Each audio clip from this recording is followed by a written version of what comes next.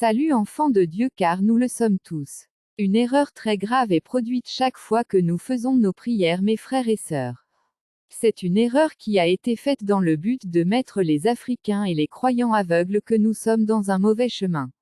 Mais aujourd'hui la vérité arrive à vous, ceci dans le but de rendre nos prières encore plus efficaces spirituellement et physiquement. Beaucoup de plaignent que Dieu tarde à agir sous le prétexte qu'il est patient et beaucoup d'Afrique ont gravé ça dans leur psychisme.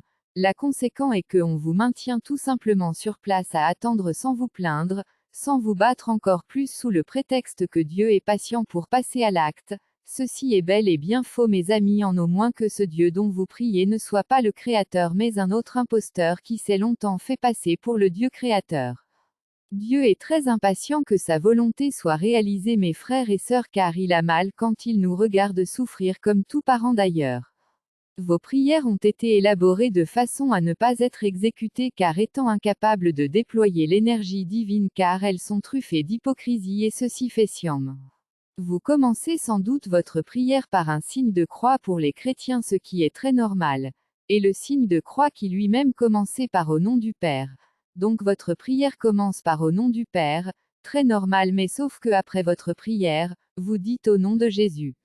Dans cette prière vous montrez clairement qu'il y a une différence entre le Père et le Fils mais indirectement vous confirmez que vous avez mis les deux au même pied d'égalité donc votre foi en Dieu devient vaine. Quel mépris pour un père d'être comparé ou d'être mis au même pied d'égalité que son fils, car dans votre prière, qui expose un manque de foi que ce soit en Dieu ou en Jésus, vous vous en remettez aux deux pour l'exécution de votre prière. Si le Père n'exauce pas alors Jésus le Fils le fera d'où Dieu est mentionné au début et Jésus à la fin. N'est-ce pas l'hypocrisie spirituelle mes frères et sœurs? En qui croyez-vous donc? En Dieu le Père ou en Jésus le Fils? La foi demande que pour l'exécution de vos vœux, vous devez être fidèle et croire à l'un des deux et non aux deux.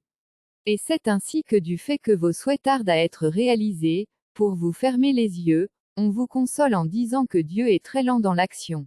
Le résultat est que nous sommes aujourd'hui un peuple fait d'aveugles et notre guide est celui-là même qui cherche à s'accaparer de nos biens, qui nous a donné cette façon de prier dans laquelle on commence chez le Père et on finit chez le Fils mais en plus ils ont ajouté le terme réveillé et nous sommes contents de n'être plus endormis donc aveuglés.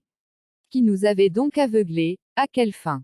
En ma qualité d'Africain, de pécheur comme l'ont sans doute été mes ancêtres je peux confirmer que je souffre aujourd'hui encore plus qu'ils ont souffert hier donc l'arrivée de Jésus n'a rien changé si oui empirer les choses. Alors vaut mieux choisir et croire au moins en ce qui m'appartient et dont j'ai reçu l'héritage de mes prédécesseurs.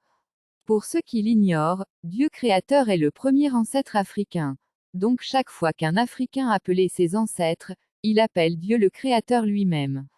Or la race noire est l'ancêtre de toutes les autres races. Donc quand les autres appellent leur ancêtre en réalité il appelle les peuples noirs d'Afrique. Merci pour votre attention, espérant à travers mes révélations, de rendre plus performantes vos prières car elles doivent se terminer aussi par au nom de Dieu aussi, en lui tout emmené et tout retourne. Soyez bénis peuple du monde.